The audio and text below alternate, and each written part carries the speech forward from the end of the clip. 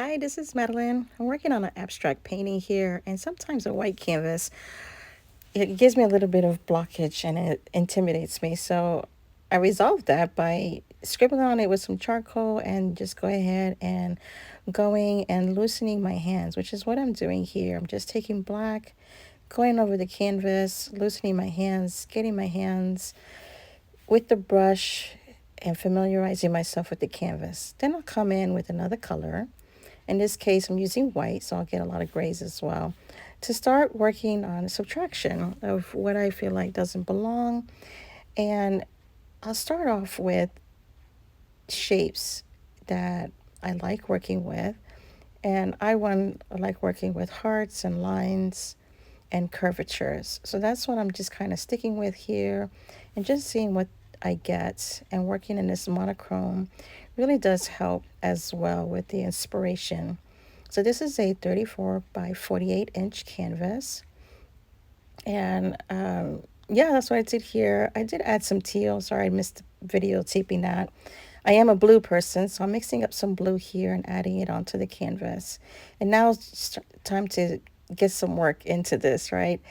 And working again with shapes that I like working with, that I'm familiar with, and laying them down. Adding different types and sizes of shapes helps as well.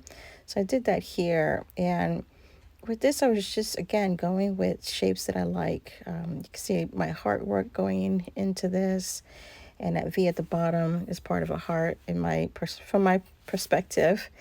And just going with this, and here I start adding some, just some flower type petals. I'm not really good at drawing flowers, but with this particular canvas, I felt like I was going to take on the challenge and tell myself, yes, you can paint flowers. Why not? It can be done. So I decided I was going to go ahead and add them onto this canvas. As I started more and more into the process of this painting, and this was done in multiple sessions. I believe I did it in about 5 sessions in total, letting each layer dry and just walking away and coming back to it. And I'm adding another flower. And as it started to develop, is what I was thinking about at the time. My grandkids and my daughter and her husband had taken a safari trip into Africa. And I started thinking about, how lovely would it have been to have been able to go with them on this safari trip, and what it must have been like for my young grandchildren who were preschool and elementary age at the time that they went. So that's what I was kind of thinking of as this one started to develop. And here I'm like, it needs more color, so why not just keep going at in the bottom area to add color. I did like the orange and the darker teal, so I thought, being at the bottom of the canvas, let's go with green. Yeah, so I'm painting in this white area with the green. And because I'm using mostly opaque, I'm able to go over what's already on the canvas. Now, mind you, everything underneath is dry at this point, so just this one particular area, I did not like it at all. So here's another tip, right? If you're doing a kind of a painting where you're working with abstract and you don't like something, either one, you can paint over it, or two, as you'll see here, I just wipe it right off. I spray it down and I'm like, this is just not working for me.